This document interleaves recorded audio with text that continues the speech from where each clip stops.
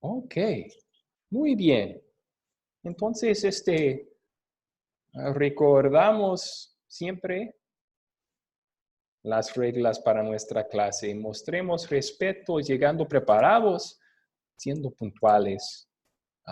Respeto para los profesores, para los otros compañeros, no solo en la clase en vivo, sino también en nuestros mensajes en el grupo de WhatsApp. Y este grupo no ha tenido ningún problema con eso, gracias a Dios y a ustedes.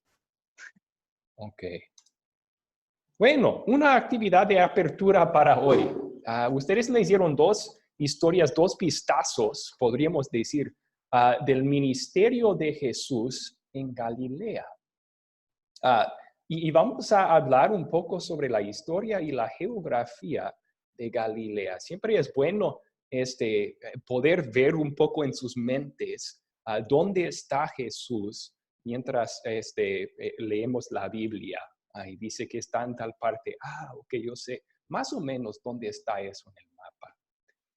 Así que Galilea estaba en el norte de Israel.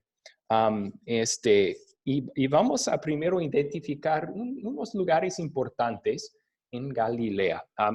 Primero, el mar de Galilea. Seguro que lo pueden hallar en el mapa, ¿verdad? El mar de Galilea, acá está. Y le llamamos un mar, pero de hecho era un lago muy, muy grande y profundo. Era como 21 kilómetros de largo y 12 kilómetros de ancho. Y estaba entre montes también. El mar de Galilea. ¿Alguien puede recordar algo que sucedió, algo importante que sucedió sobre el mar de Galilea?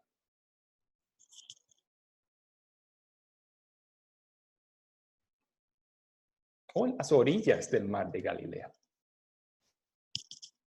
La pesca milagrosa.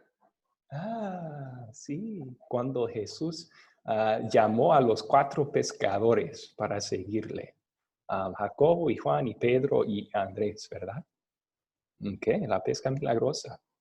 ¿Qué más?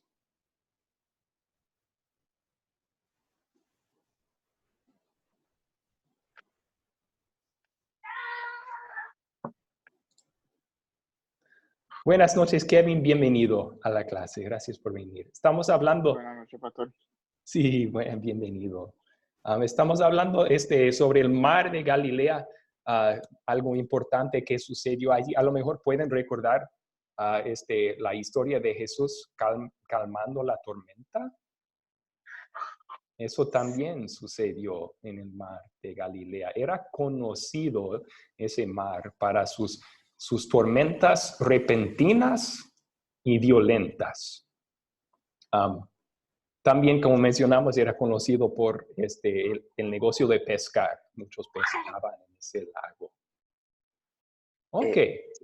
Sí, Alejandro, pregunta. De hecho, si yo no me equivoco, Jesús también en el mar de Galilea, al calmar la tormenta, camina sobre el mar. Ok, sí. Es otra historia en que Jesús calmó el mar. Sí, es cierto. Y hace bajar a uno de sus discípulos y diciendo, si tienes fe, sígueme. Ok, bueno. Sí, no dijo precisamente eso, Jesús, pero sí, Pedro pidió bajar del barco y Jesús dijo, ve. Y Pedro iba caminando en el agua también hasta que vio las olas muy grandes y el viento. Y sí, dudó y empezó a hundirse. Tienes razón, sí. Es otra historia en el mar de Galilea. Okay. Bueno, el siguiente lugar importante. Nazaret. ¿Lo pueden hallar en sus mapas?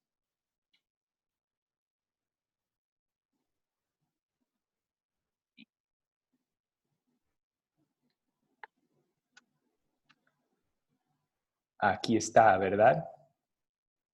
Nazaret. Tenía dificultad de hallarlo yo por un momento allí. Pero ahí está, Nazaret. ¿Qué sabemos sobre Nazaret?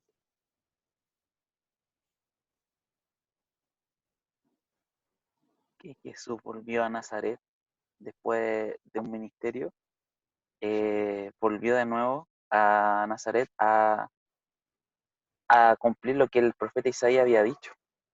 Ah, muy bien. Vamos a ver ese versículo en unos minutos aquí.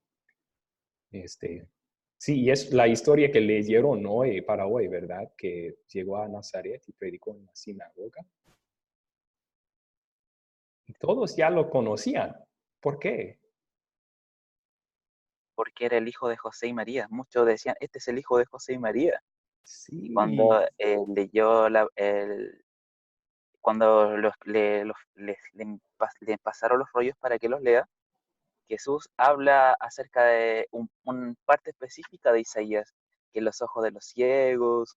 los verán, se destapará el oído de los sordos, y era Ok. tan emocionante la forma que tenía de hablar y expresar lo que estaba leyendo del profeta Isaías, que quedaron atónitos. Ujú. Sí, ahorita vamos a estudiar la historia, pero sí, tienes razón que allí fue en donde José y María y Jesús establecieron su casa. Y José trabajaba como carpintero. Ya a partir de los 2 o 3 años, Jesús llamó a Nazaret su hogar. ¿Verdad? Ok, siguiente ciudad entonces, Caná. Aquí está Caná. ¿Qué pasó en Caná?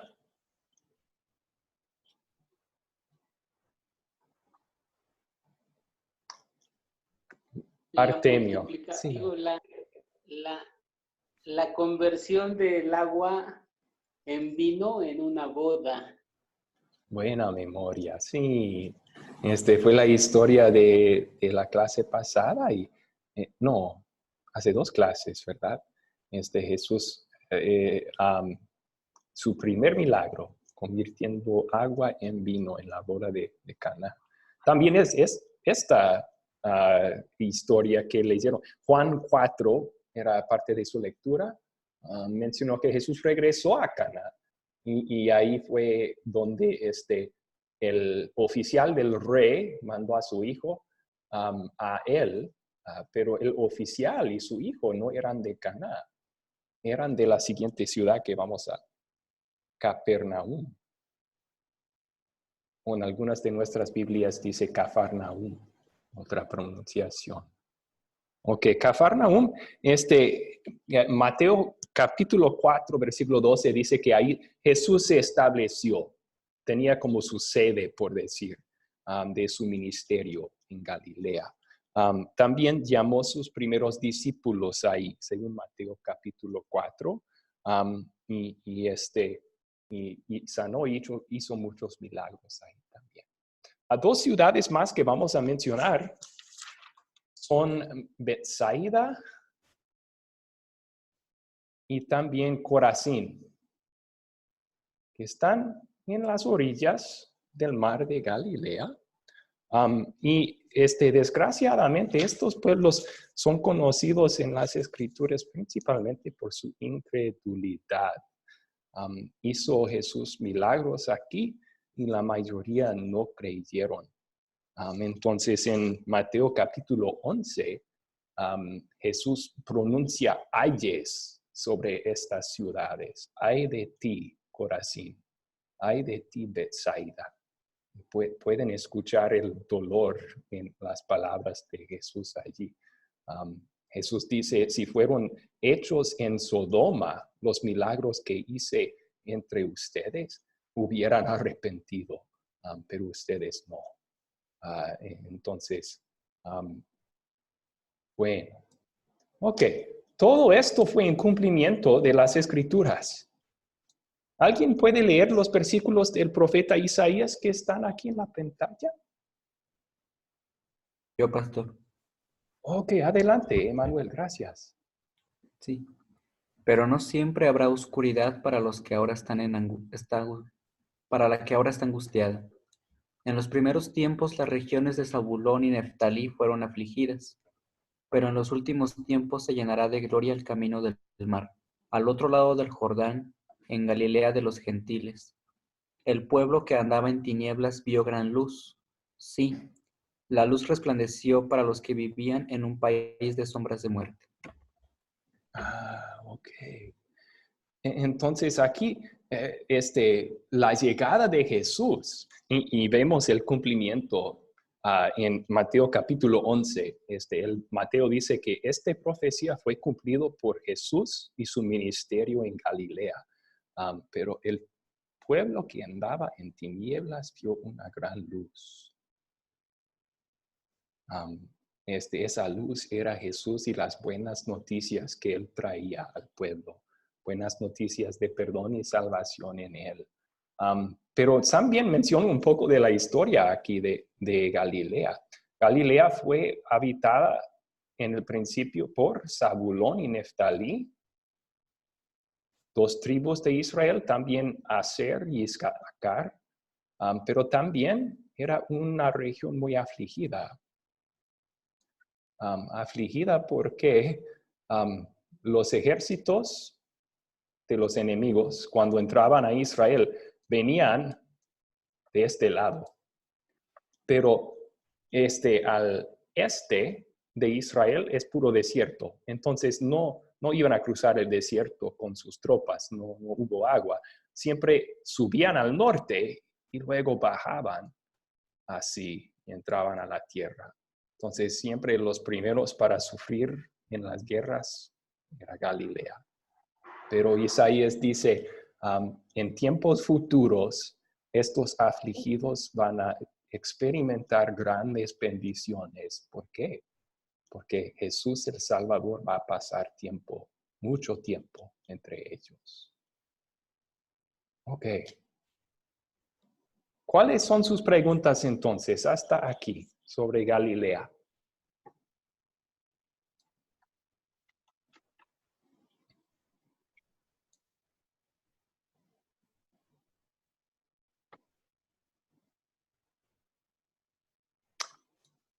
¿Alguna pregunta sobre esta región o su historia? Sí, Alejandro.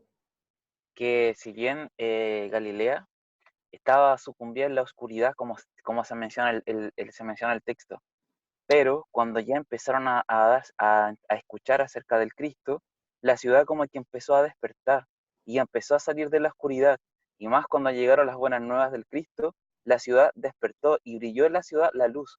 Ya la ciudad ya no pertenecía tanto a la oscuridad, sino que era más la luz, porque las promesas que daba acerca de las buenas nuevas le daban esperanza sabiendo de que venían buenas noticias de parte del Cristo, porque venía la resurrección. Y eso ellos no lo tenían bien claro, porque estaban tan en la oscuridad que todo lo que les rodeaba a ellos era penurias, que no iba a haber más esperanza. Pero ya cuando empezaron a conocer las verdades del Cristo, sus corazones brillaron. Y en ello abrigó la esperanza. Algunos sí. Vimos en las historias para hoy. Algunos de Galilea sí creyeron cuando la luz llegó y salieron de la oscuridad, sí. Y otros lo Otros rechazaron. desgraciadamente lo rechazaron y permanecieron en oscuridad. Se podría decir lo mismo de nosotros aquí, ¿verdad? Que todos nosotros andábamos en oscuridad, por naturaleza perdidos y pecadores y mereciendo castigo. Pero le damos gracias a Jesús, que Él brilló a la luz de su palabra en nuestros corazones. Nos dio fe en Él y mediante la fe en Él nos salva del pecado y de la muerte también. Sí. Ok. Muy bien, vamos a continuar entonces considerando, vamos a enfocarnos esta noche en la lectura que hicieron de Lucas capítulo 4, 14 al 30. Si quieren, pueden tener sus Biblias abiertas allí, no hay ningún problema. Pero vamos a usar esas preguntas de las segundas 2C de las 4C que hemos estado aprendiendo. Entonces, considerar. La primera pregunta para considerar la historia. ¿Quiénes son los personajes de esta historia?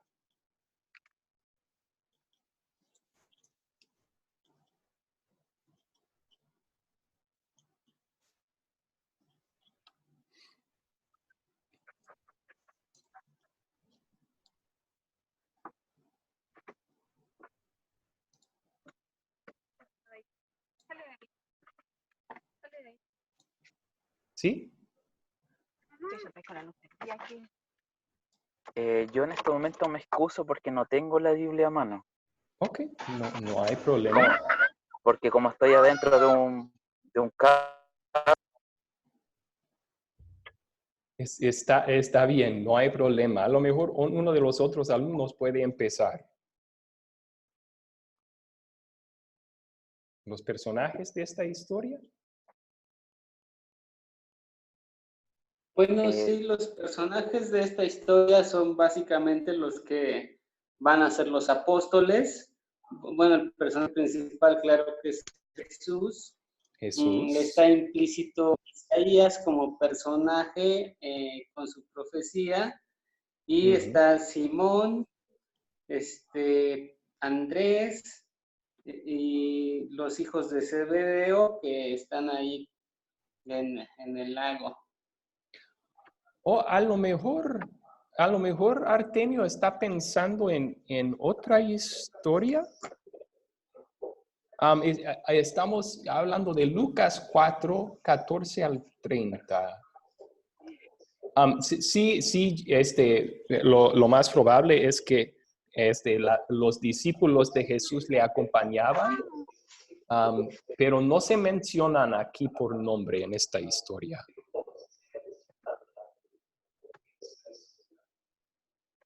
Sí, perdón, estaba yo viendo el pasaje de Mateo. Gracias. Ok. Sí, perdón. Ya, sí, y mencionamos ese pasaje al principio de la clase. Lo siento que le confundí con eso. Jesús tenemos. Ok. ¿Emanuel tiene otro? Sí, puedo ver de Lucas, ¿verdad? Ajá. Pues dice que fue a la sinagoga, Ok. entonces están los judíos. Bueno, pues Sí. yo a los judíos. Podríamos especificar, y voy a dejar de escribir así porque sale muy fea la letra, pero los nazarenos, ¿verdad? Ajá, los judíos de Nazaret. Sí, son También los enfermos, habla ahí de los que no podían ver, los leprosos, ok, los que estaban enfermos. Sí. ok. Sí menciona, y en Isaías menciona en la profecía que Jesús leyó, menciona pobres, cautivos, ciegos, oprimidos, ¿verdad? Todos que Jesús vino a ayudar con sus buenas noticias. Ok. Jesús, los nazarenos, los recipientes de la salvación, los que iban a recibir salvación, los necesitados mencionados en la profecía. También podríamos incluir, yo creo que Artemio sí mencionó José. Los nazarenos mencionan a José, no aparece él en la historia, pero mencionan al padre. Dicen, ¿no es el hijo de José?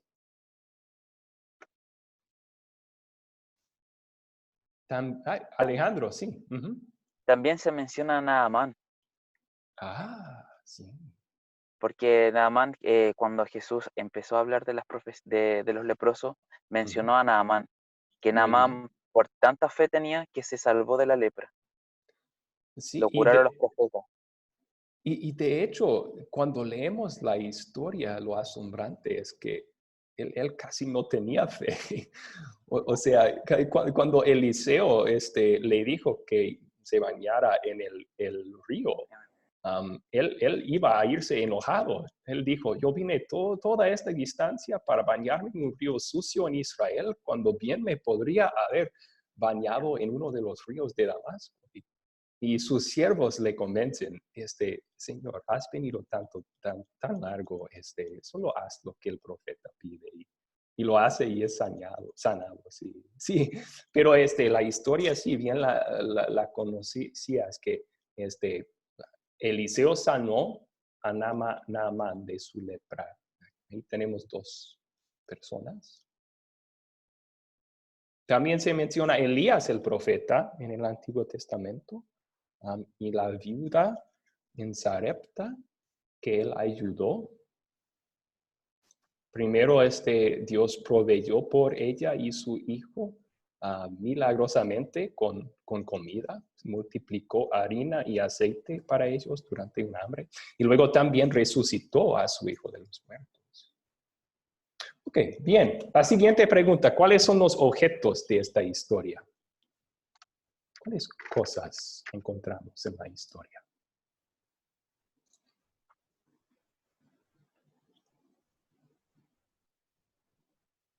La sinagoga. Oh, ok. El edificio de la sinagoga. Muy bien.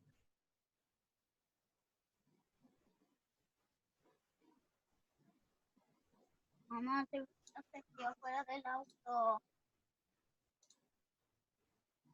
Dice que el libro dice, y enrolando el libro, lo dio al ministerio y se sentó. Muy bien, sí. Esas dos Versículo cosas. 20. Versículo 20. Gracias, Kevin. Sí.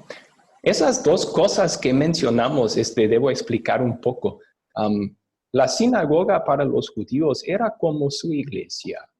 Se estableció durante el cautiverio en Babilonia y en los tiempos después. Cuando se esparcieron y fue destruido el templo, ya no tenían un lugar fijo en donde adorar a Dios. Así que empezaron a reunirse en lo que llamaron sinagoga. ¿Sí?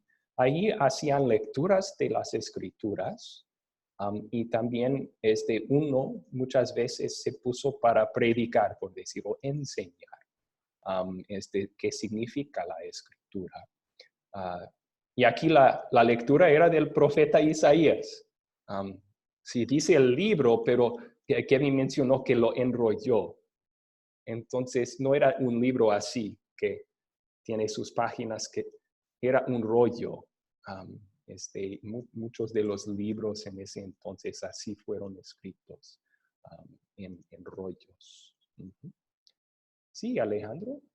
También se menciona la montaña, porque fue tanto lo que les dio rabia, que lo llevaron hacia la cima de la montaña donde estaba construida la ciudad para lanzarlo.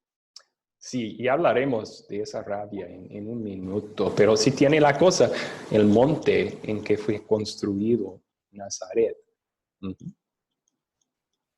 Ok. Bien. ¿Dónde ocurrió esta historia? Yo creo que ya contestamos esta, ¿verdad? Ocurrió en Nazaret, el pueblo de crecimiento de Jesús, y en la sinagoga. ¿Cuándo ocurrió la historia?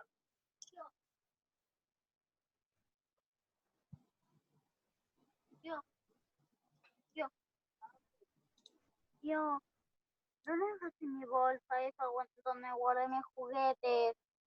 ¿Cuándo ocurrió la historia? No.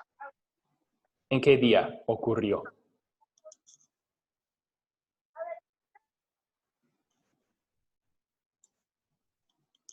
El día de reposo.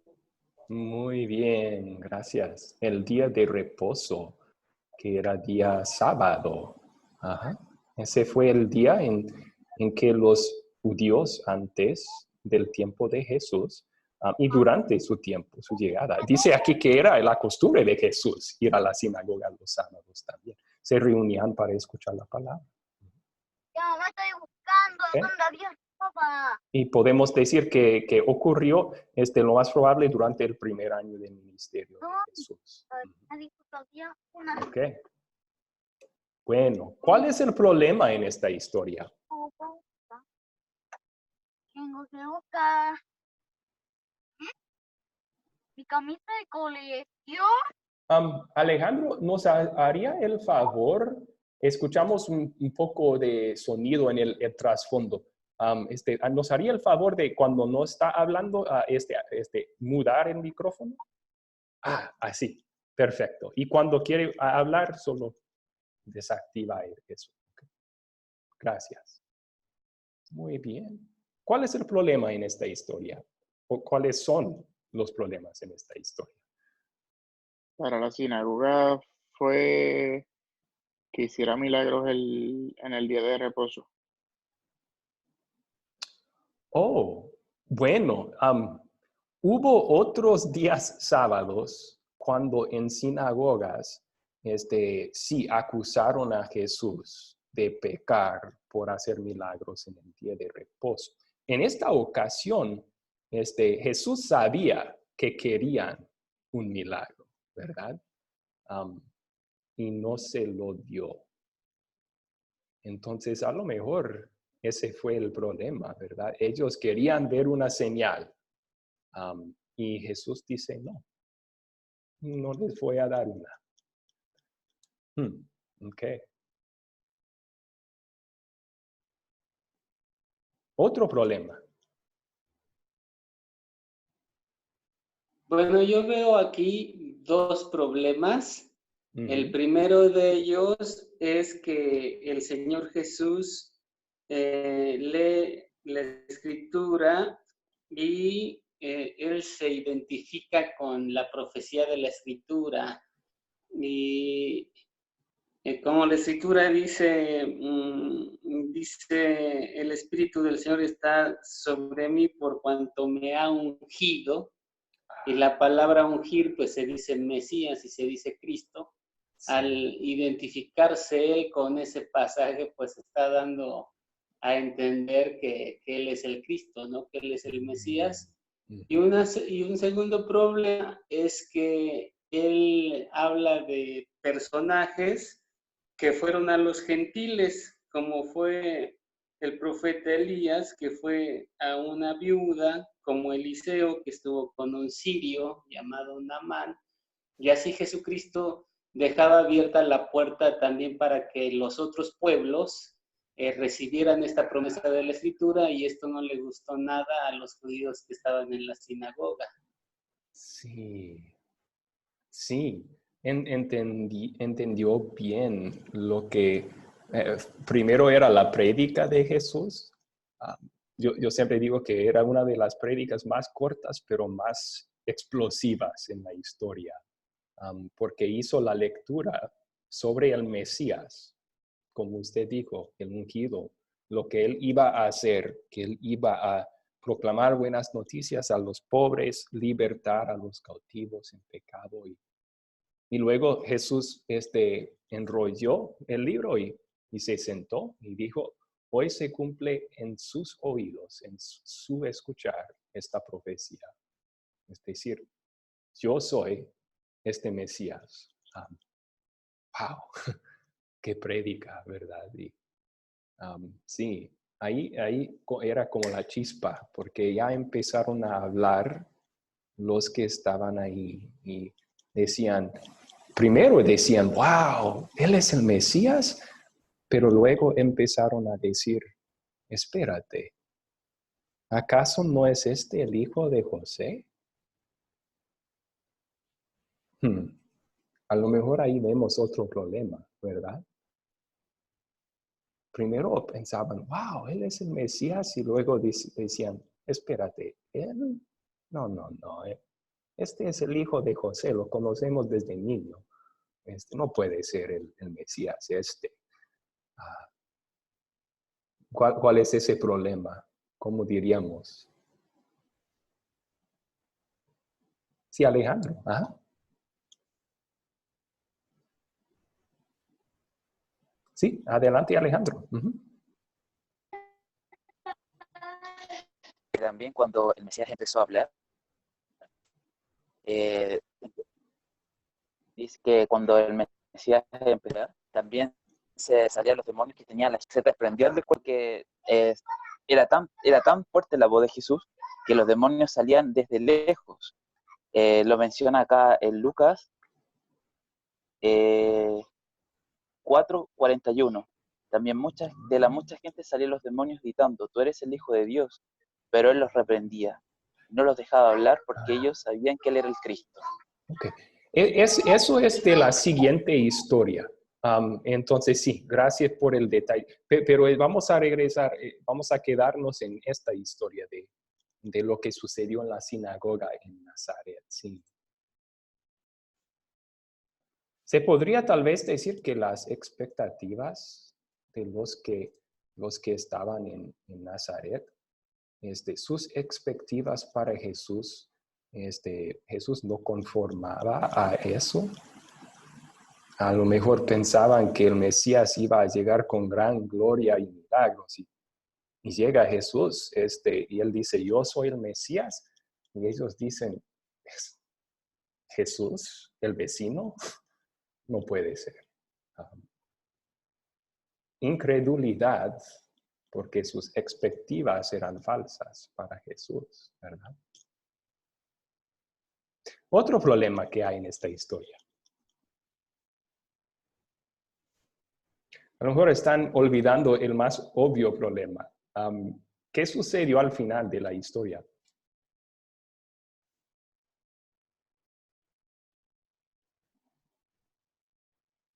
¿Cómo reaccionó la gente en esa sinagoga?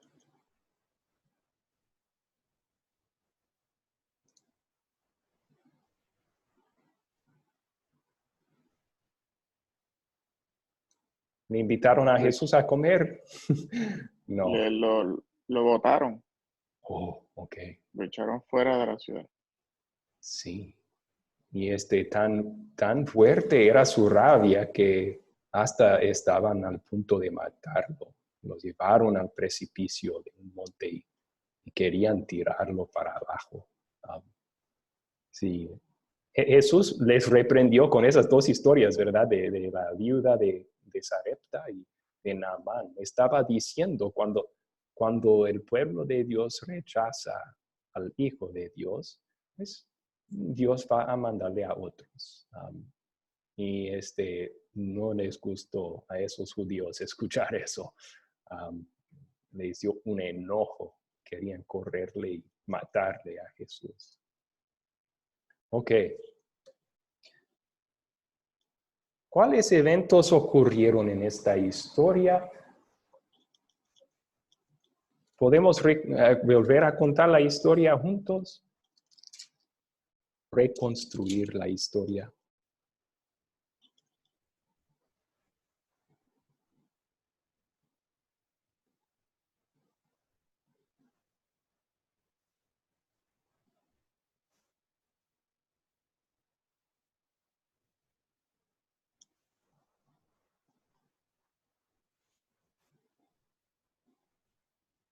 Sin pena, adelante.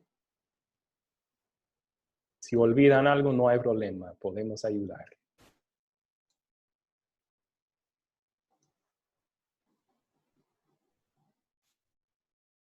Pues bueno, yo vi que para ver los eventos hay que subrayar los verbos que se encuentran en el pasaje y se habla que en primer lugar vino Jesús a Nazaret, después entró en una sinagoga, luego se levantó a leer y luego dio una explicación de esa lectura.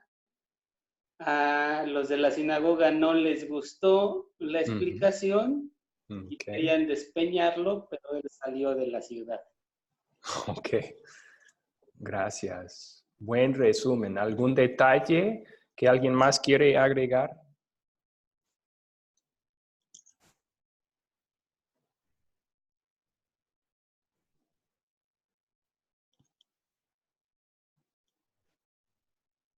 Ok, un buen resumen de la historia. Entonces, seguimos adelante. Se resolvieron los problemas que mencionamos. Empezamos con ese problema de que querían matar a Jesús. Lo llevaron a un monte, lo querían tirar desde un precipicio. Se resolvió ese problema.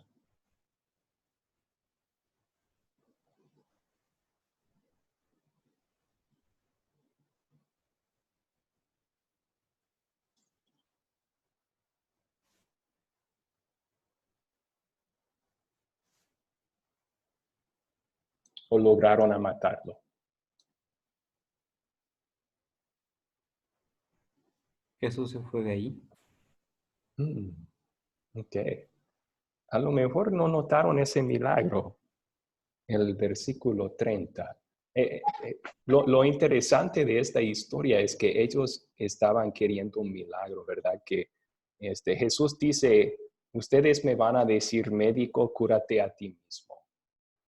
Ese fue un proverbio, un refrán, que si un médico no puede curarse a sí mismo, no es un buen médico, no vas a ir a él. Entonces la señal, la prueba de un buen médico es curarse a sí mismo. Estaban diciendo a Jesús, querían de Jesús, danos una prueba, una señal que tú eres el Mesías. Y Jesús dijo, no lo voy a hacer, básicamente, ¿verdad? Con lo demás. Y al final, Él les da una señal. Están al punto de tirarle de un precipicio y, versículo 30, Él pasó por en medio de ellos y se fue. De repente, pasó en medio de la multitud y se fue. Okay. ¿Qué tal el otro problema? El problema del rechazo de los de Nazaret.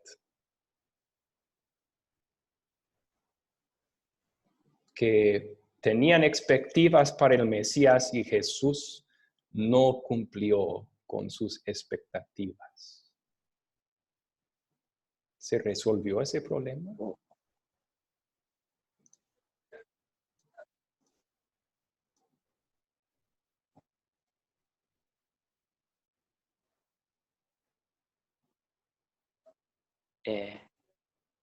Uh-huh.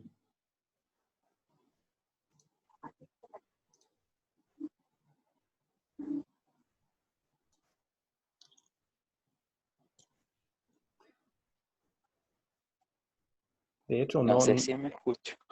Alejandro, sí, adelante.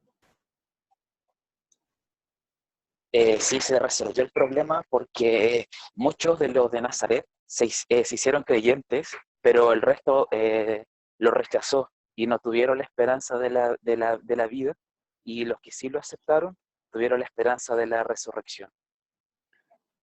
Ok, sí, a lo mejor para algunos en la sinagoga ese día, más después se arrepintieron y llegaron a creer en Jesús. Y si es el caso, entonces sí, para ellos se resolvió el problema por la gracia de Dios. Y vemos que sí, otros en Galilea, sí, por el Espíritu Santo recibieron a Jesús.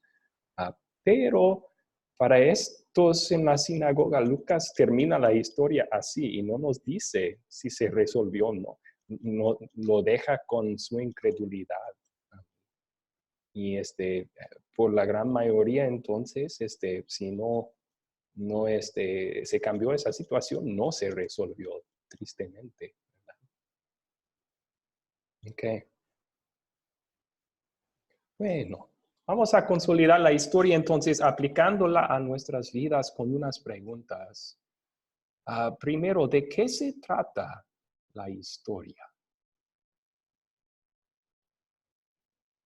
¿De qué se trata la historia? Si van a dar un breve resumen, 2, 3, 7 palabras, ¿cuál sería? Kevin. De cómo fue rechazado Jesús en Nazaret. Ok. ¿Cómo fue rechazado Jesús en Nazaret? Sí, buen resumen. ¿Alguien quiere agregar algo a eso? Yo la resumí. Artemio, adelante, por favor.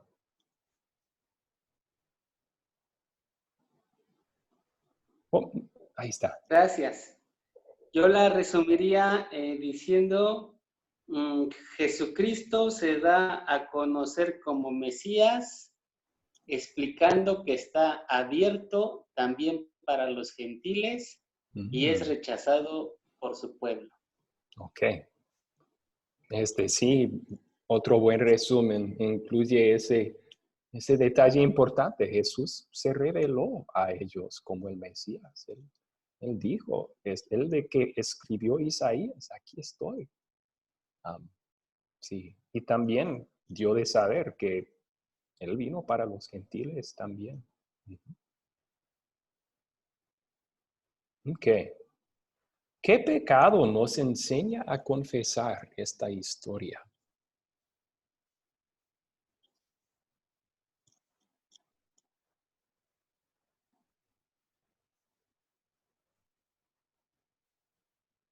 ¿Podemos ver un pensar o actuar pecaminoso aquí que nosotros a veces solemos a cometer también?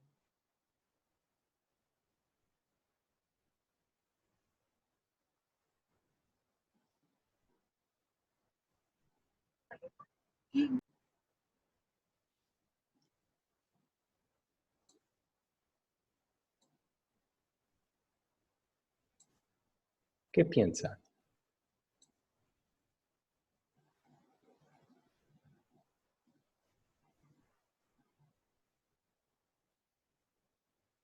Sí, Alejandro, perdón.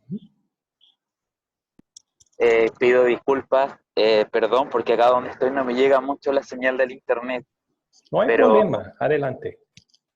una de las cosas que enseña esta historia, que antes de poner las prioridades primeros de nosotros, tenemos que primero poner el reino, porque al poner nuestros intereses personales, nos estamos poniendo en segundo plano los intereses y los principios del reino. Y eso Ok. es una historia que nos deja mucho moraleja, porque al igual que los israelitas y todos los que creyeron en Jesús, creyeron de corazón, y los que no creyeron se hicieron creyentes con solo oírlo y dejaron sus intereses de lado para seguir al Cristo. Habla, por ejemplo, el mismo Mateo, que era un recaudador de impuestos, dejó todas sus riquezas por el reino. Y eso es lo que nosotros deberíamos hacer como pecadores, no poner nuestros intereses primero y primero poner los intereses del reino, porque todas las cosas serán añadidas por añadidura. Ese pecado que a veces cometemos, ¿lo ves en esta historia, en el rechazo de Jesús en Nazaret? Sí, y de hecho también lo podemos ver hoy en día con la misma gente. Cuando nosotros le hablamos acerca del Cristo, muchos lo rechazan. Ok. O, o muchas veces nosotros por ser cristianos también tenemos cierto rechazo de parte de familia o amigos y nos dicen, pero ¿cómo pueden ser ustedes cristianos? ¿Cómo? Ok. Entonces eso es, A lo mejor ahí identificamos entonces otro pecado que nos enseña a confesar esta historia.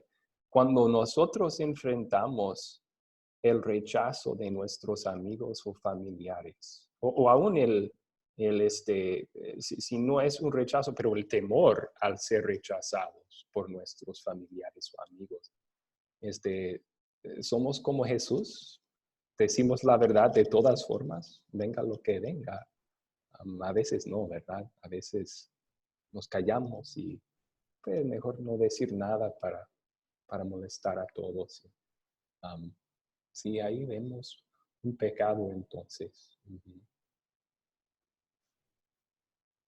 Y a lo mejor a veces nuestras expectativas para Jesús no son correctas. Como pastor de una congregación en Houston, yo veía esto a veces que llegaban a la iglesia porque tenían grandes problemas en su matrimonio o problemas financieros y venían por 2, 3 meses y de repente desaparecían. Después buscándoles y hablando con ellos, ¿por qué dejaron de venir? Porque no se resolvieron sus problemas inmediatamente. Tenían la expectativa que al venir a la iglesia, Jesús iba a cambiar su situación de un día al otro y cuando no lo hizo, se fueron. Yo veo lo mismo en mi corazón a veces, que lo que yo espero de Jesús no lo hace y me frustro. Tal vez no la rabia que tenían en la sinagoga de Nazaret, pero es igual, ¿verdad? Cuando estoy frustrado con Jesús, es porque hay una parte de mi corazón que lo rechaza también. Ok. Bueno, ahora la bella y hermosa y dulce pregunta. ¿Dónde veo el amor de Dios en esta historia? ¿Dónde vemos el amor de Jesús en esta historia?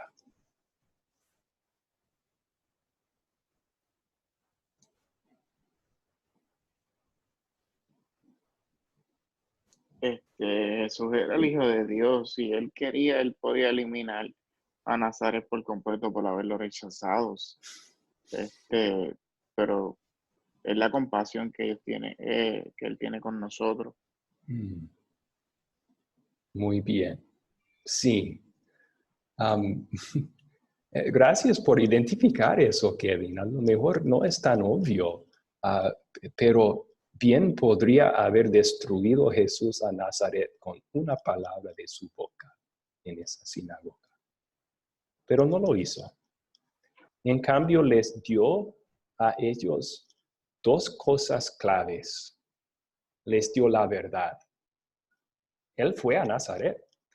Sabía que lo iban a rechazar, pero fue y predicó la verdad. Él dijo, yo soy el Mesías prometido. He venido para salvar a los pobres, los cautivos, a ustedes. Les dio la verdad salvador. Y también tiempo.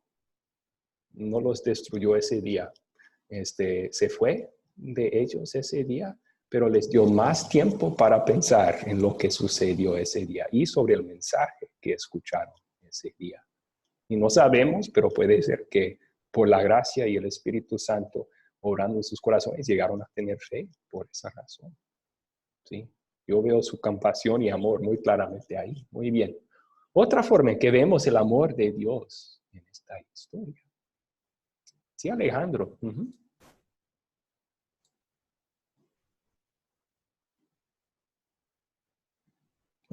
Alejandro, ¿sí?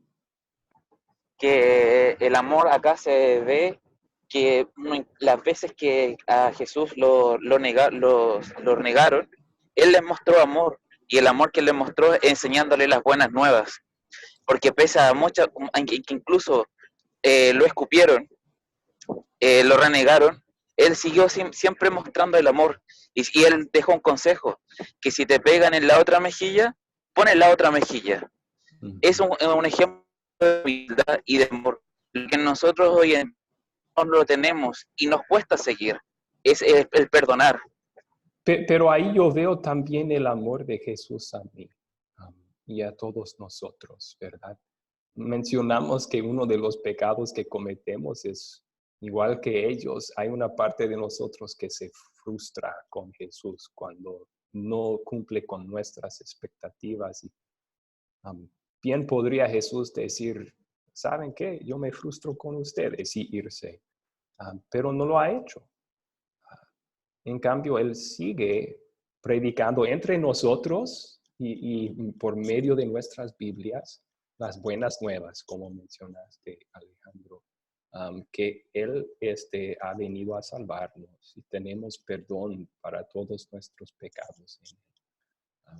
Sí, el amor de Dios para nosotros vemos en esta historia también. Muy bien. También lo veo en la profecía de Isaías. A lo mejor una razón por la cual se enojaron. Al decir Jesús, se cumple esta profecía en sus oídos. Estaba llamando a la gente en la sinagoga pobres, cautivos, ciegos, oprimidos. Y eso somos nosotros también por naturaleza, pobres con todos nuestros pecados y nada bueno para ofrecer a Dios. Cautivos al pecado y a la muerte. Ciegos, por naturaleza no podemos ver a Jesús como nuestro Salvador. Pero Jesús con esta profecía está diciendo, justo para gente como tú, yo vine. Vine para hacerte rico con perdón y vida eterna. Vine para liberarte del pecado y de la muerte. Yo vine a abrir tus ojos para que me veas a mí como tu Salvador. Ahí veo el amor de Dios para mí en esta historia. Ok. ¿Y qué nos enseña esta historia? A pedir y a hacer por gratitud a Él. Entonces, movidos por el amor de Jesús que vemos en esta historia, el amor que nos salva, ¿qué debemos pedir o hacer?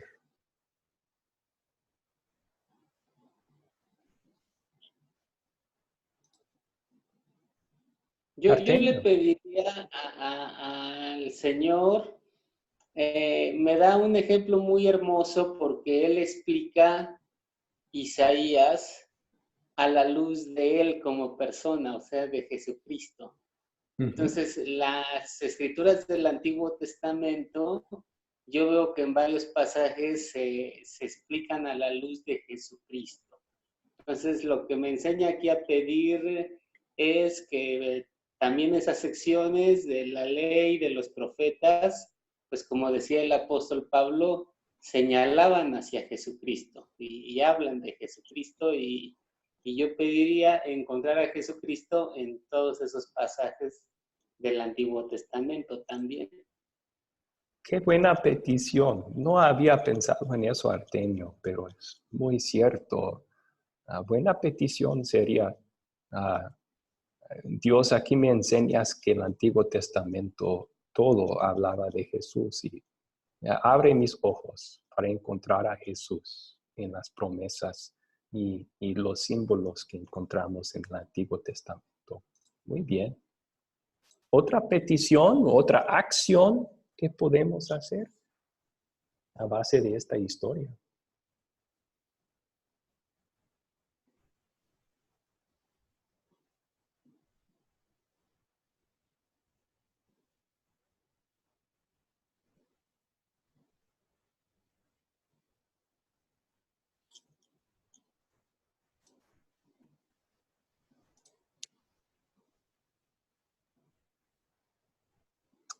Bueno, tal vez una sería lo opuesto de uno de los pecados que nos enseñó a confesar aquí, ¿verdad?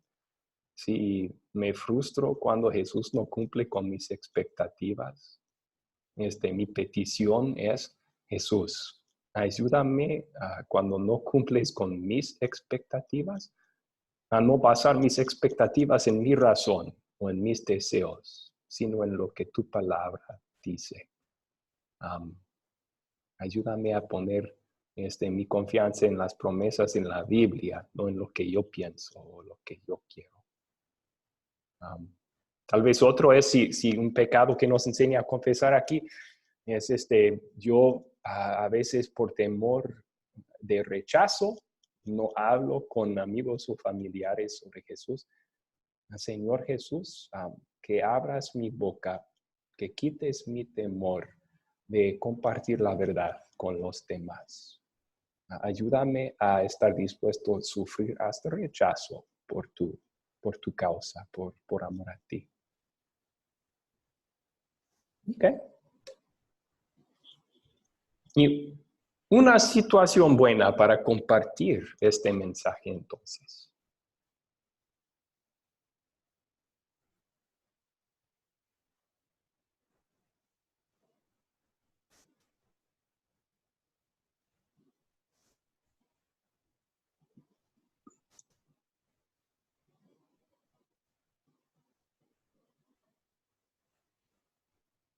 Una situación buena es enseñarle esta historia a todos aquellos que pues, están estudiando de la palabra de Dios y quieren ser pastor, que no todo el tiempo todo le va a ir bien, que siempre va a haber rechazo. Muy buena aplicación, Kevin. Sí. A veces los que estudiamos para ser pastores, me incluyo a mí, Porque yo recuerdo mi mentalidad cuando estaba en el seminario. Tenemos la idea de que si predicamos las mejores prédicas entonces la gente, todos nos van a querer y querer venir a escuchar. Y no. Aquí Jesús predicó la mejor prédica que hay. Y una prédica perfecta. Y sus propios vecinos y amigos lo rechazaron. Entonces Jesús nos enseña aquí que podemos esperar lo mismo. Sí. ¿Otra situación para compartir este mensaje?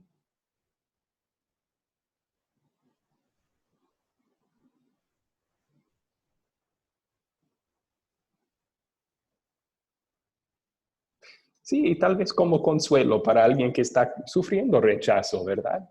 Si están en el proceso de ser rechazados por sus familias, podemos compartirles esta lección y decir, Jesús pasó por esto también.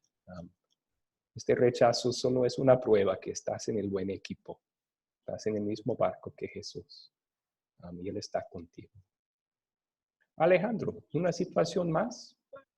Sí, antes que todo vuelvo a pedir disculpas porque como voy dentro de un carro, entonces no llega mucho, la señal se cae ahí, acá. No hay problema.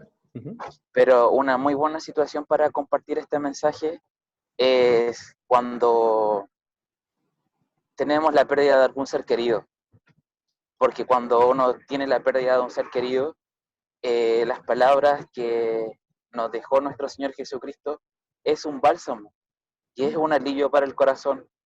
Okay. Porque si Él pudo vencer la muerte y las palabras que Él dejó, de que el que cree en Él, aunque muera, llegará a vivir. Entonces es algo, yo lo voy a hablar como personal, es algo que me llena y me ha sanado mucho.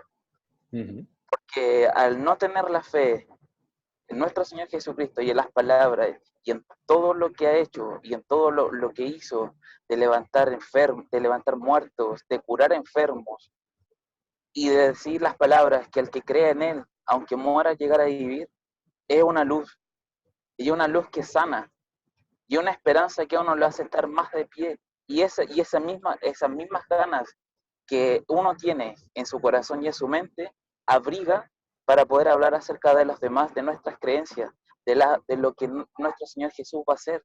Y lo que está haciendo en uno es mantener la fe y es mantener la vista puesta en el premio. Porque el premio para muchas personas es mínimo, pero para un cristiano el premio es muy grande, que es la vida eterna y es volver a reencontrarse con nuestros familiares. Sí. Sí, gracias por compartir eso. Y a lo mejor encontramos un resumen de esa buena noticia aquí en Él vino a libertar a los cautivos. Eso incluye los cautivos a la muerte. Para los creyentes, Cristo nos ha libertado de eso. Y tendremos vida eterna. ¿Sí? Ok, vamos a continuar entonces con un tema muy importante. Y a lo mejor unos 10 minutos vamos a pasar estudiándolo. Hay dos teologías o enseñanzas. Y una de estas enseñanzas de que vamos a hablar es bíblica. Es la que enseñó Jesús. La otra no es bíblica. No la enseñó Jesús. Y vamos a evaluar estas dos doctrinas. Y vamos a contestar la pregunta. ¿Cuál es la verdadera? ¿Cuál es la que enseñó Jesús? La primera enseñanza se llama la teología de la gloria. Y aquí en la pantalla tenemos un resumen de la teología de la gloria. Y a lo mejor al escuchar este resumen, ustedes van a decir, yo reconozco eso. Yo he escuchado eso de otras iglesias, porque es una enseñanza muy común hoy en día. La teología de la gloria enseña que tenemos el triunfo ahora. Que con la ayuda de Dios, siendo creyentes en Él, muy creyentes, podemos superar problemas físicos, problemas económicos, problemas espirituales. Triunfamos ahora. Tenemos la buena vida aquí. ¿Ok? Otra parte de esta enseñanza es, yo soy capaz. Yo tengo el poder dentro de mí de superar. Solo tengo que activar ese poder. También enseñan que para el creyente, el verdadero creyente, va a haber menos y menos problemas. Menos problemas en nuestras iglesias. La gente nos va a amar y todos van a estar clamando y queriendo unirse con nosotros. Vamos a ser populares entre la gente.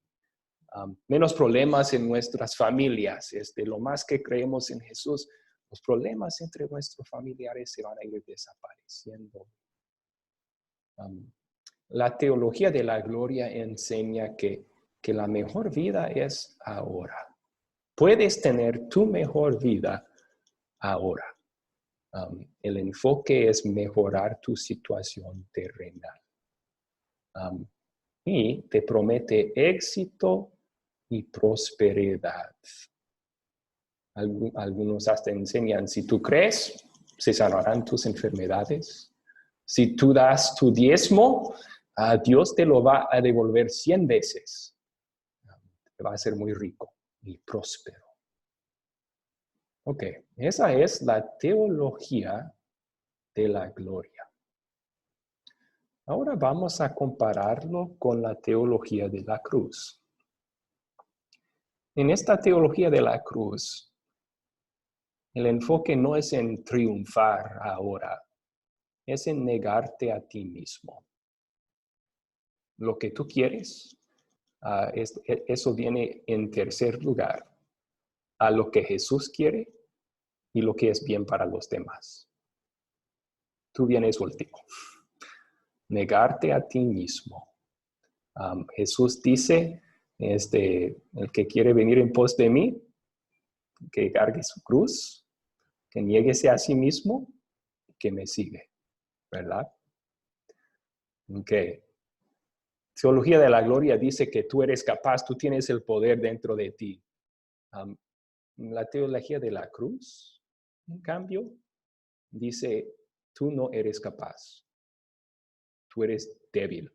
No tienes fuerza propia espiritualmente. Pero Cristo te fortalece. Ahora podemos entender por qué se llama la teología de la cruz, ¿verdad? No solo porque es como cargar una cruz, es difícil negarte todos los días, pero también porque te hace huir a la cruz.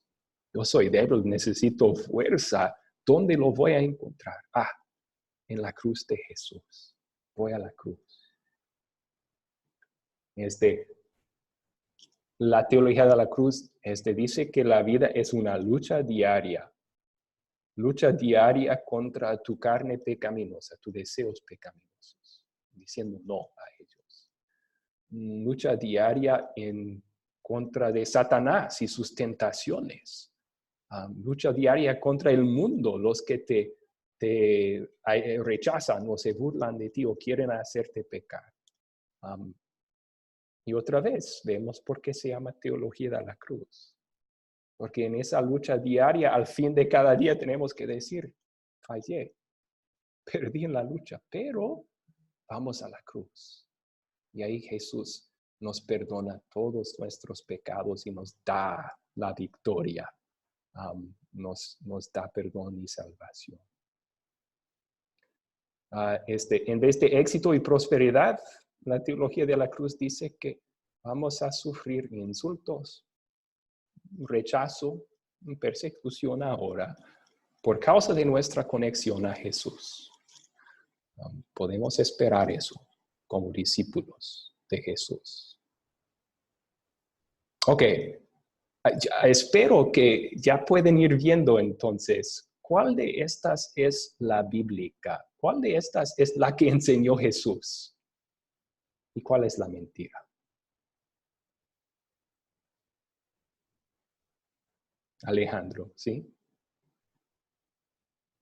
Que es una lucha diaria. insultos y persecución, porque la vida del cristiano no es fácil. A Jesucristo fue perseguido y dijo que el que me sigue a mí tendría que ser odiado por parte de todo el mundo. Y es lo que vivimos hoy en día. El cristiano que siga a Jesús sufre mucha persecución, mucho rechazo, porque si uno está en un grupo de amigos piensa que uno solamente le va a hablar de Jesús y de nuestras creencias, y tienden a rechazarnos por eso.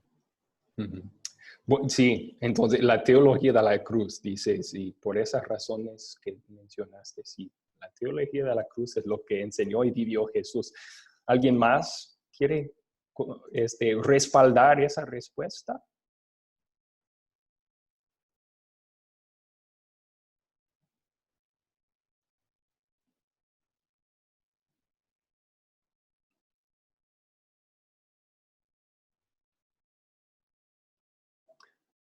Sí, yo mencioné varios versículos que enseñan esto, ¿verdad? Jesús dijo esto: lleva tu cruz, niégate a ti mismo, sígueme. Pablo dice en Corintios aquí, ¿verdad? Cuando soy débil, entonces soy fuerte, él dijo. En otras palabras, cuando reconozco la realidad, yo no puedo. Es cuando yo estoy confiando en Jesús, que Él puede, que Él me da fuerza. Cristo me fortalece. Pastor. Sí, por favor. Perdón si lo interrumpí, pastor. No, Emanuel, por favor, gracias. En lo de la teología de la cruz, Uh-huh. todos los puntos me parecen muy acertados. Y hay uno en especial que me llama mucho la atención, que es el tercero, de Es una lucha diaria. Yo pienso que resume muy bien los otros 3 puntos, porque cuando el Espíritu Santo llama a alguien para ser creyente, pues sabemos que el Espíritu pone en nosotros la fe, y con esta fe también el deseo de hacer buenas obras para gloria de Dios, como agradecimiento a la fe salvadora que Dios pone en nosotros. Uh-huh. Sin embargo, pues aún seguimos en este mundo, aún estamos aquí, y pues como aún estamos en este mundo y aparte tenemos la carne pecaminosa y tenemos al diablo también por ahí. Yo pienso que ser cristiano es una lucha, sí, es algo que a veces hasta es difícil, porque teniendo todos estos enemigos nuestros, pues nosotros deseamos hacer las obras del Espíritu, pero la carne que aún habita en nosotros, pues no nos deja.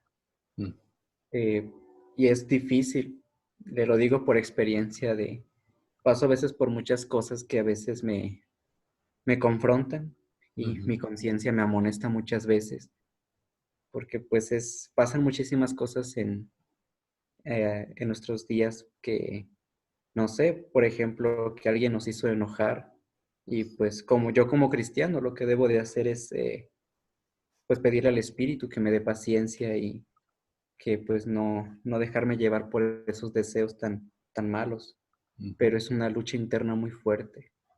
Y pues yo pienso que ser cristiano es una lucha, es algo difícil, pero pues confiamos en lo que Jesús dice, pues lo que dice Pablo en Filipenses, pues todo lo puedo en Cristo que me fortalece. Que es un versículo que muchas veces se ha malinterpretado, porque Pablo no lo dijo en una situación fácil, Pablo lo dijo estando en la cárcel. Y también en la promesa de Cristo diciendo, pues séme fiel hasta la muerte y yo te daré la corona de la vida. Y yo pienso que este tercer punto es el que más me llama la atención, y pienso que resume muy bien pues la teología de la cruz. Muchas gracias por compartir. Sí. Sus comentarios me recuerdan de Romanos 7 también, en donde Pablo expresa la vida cristiana como lucha. Él dice: lo bueno que quiero hacer, eso no lo hago. Lo malo que quiero evitar, eso sí, lo hago.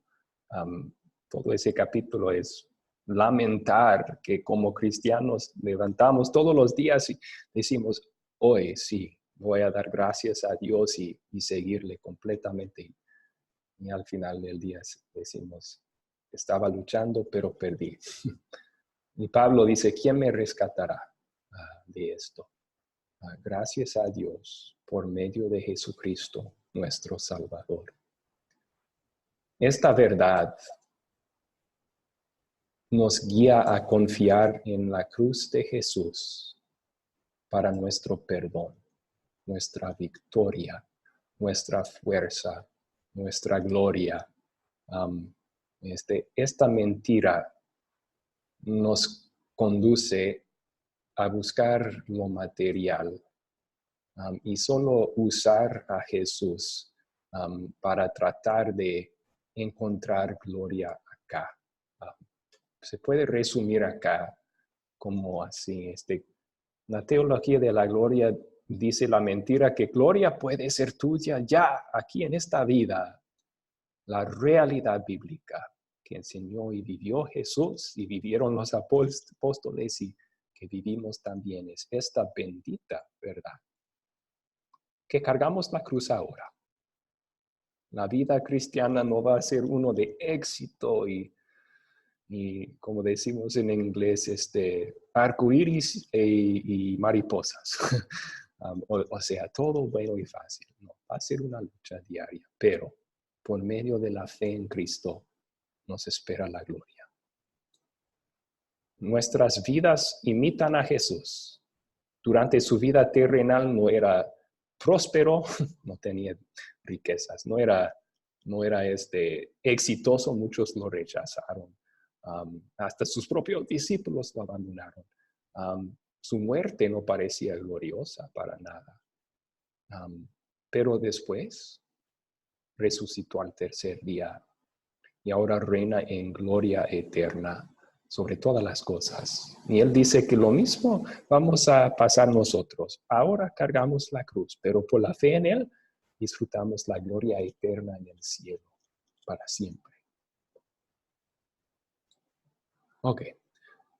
Bueno, ahí vamos a dejar ese tema. Es muy importante.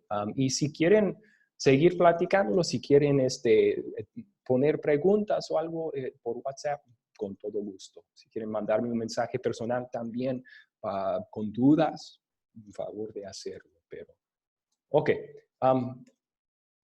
Por fin, unas palabras rápidas sobre el proyecto final. Si no estaban en la clase pasada, recomiendo que vean la grabación, especialmente los últimos 15 minutos por ahí, porque en esa clase compartimos mucha información sobre el proyecto final.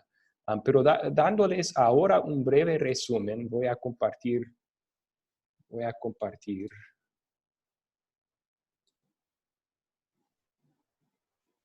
A ver.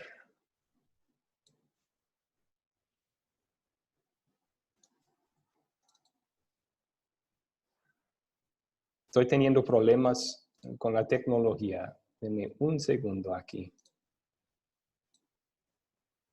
Ok, ahí está. Lo pueden ver, ¿verdad? ¿Sí? ¿Lo pueden ver? Ok, muy bien. El proyecto final, entonces, es este documento. Y se mandó por el WhatsApp Group ya. Se mandará de nuevo. Lo puedo mandar justo después de la clase hoy, con un recordatorio. Se puede cumplir dentro bueno, la última clase va a ser el día 12 de febrero. Y luego, no, perdón, el día 13, el jueves. Y luego les vamos a dar 10 días para cumplirlo ya para el 24. Básicamente solo van a llenar este documento. Lo pueden hacer escrito a mano y tomar una foto de esto, o lo pueden hacer por laptop si lo tienen y quieren. Pero van a estar usando el método de las 4C que hemos estado enseñando. Si quieren un repaso de lo que son las 4C, recomiendo que vean la grabación de la clase anterior. Van a escoger una historia de estas que estudiamos y luego van a hacer esta parte, leer la historia 2 veces más para tenerlo bien en sus mentes y corazones. Y luego van a llenar lo siguiente explicando lo de las 4C. Primero, captar. ¿Cómo vas a captar la atención de las personas? El ejemplo en este video, ellos empezaron con el ejemplo.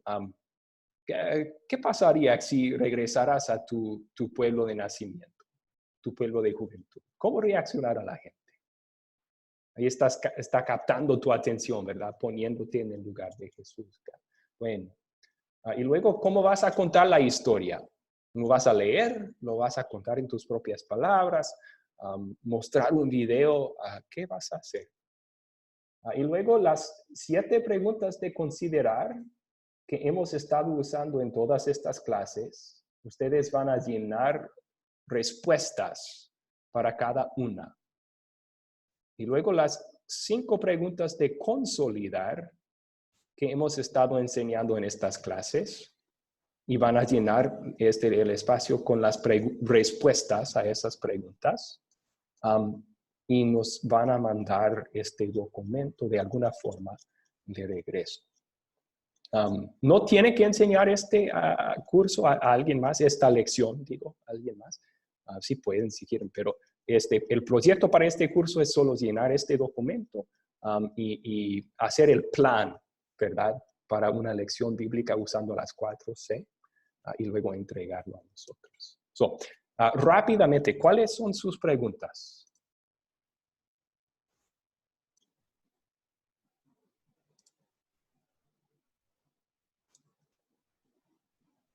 Ok. Si tienes una pregunta, con confianza, sin pena, puedes mandarme un mensaje por WhatsApp y te lo contesto por lo interno, ¿ok? Muy bien.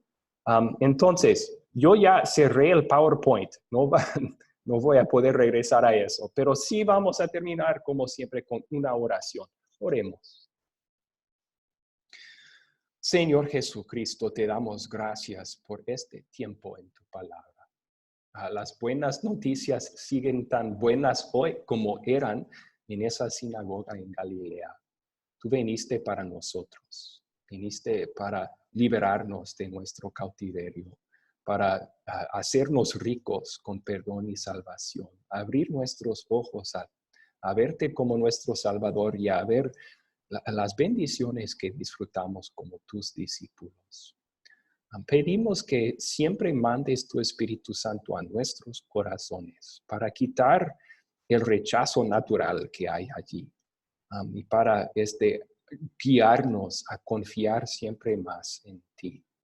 A que nos ayudes también a cargar nuestra cruz mientras te seguimos y que abras nuestros ojos diariamente a ver la gloria futura que nos espera en el cielo. Es en tu nombre que te lo pedimos todo. Amén. Ok. Muy buenas noches, hermanos. Que descansen en las promesas de Dios. Muchas Gracias, gracias. buenas noches. Sí, a ustedes. Buenas noches, Buenas noches. Kevin. Buenas noches, Artemio, Emanuel, Alejandro, Joel, y Julia. Ok. Chao, chao. Chao.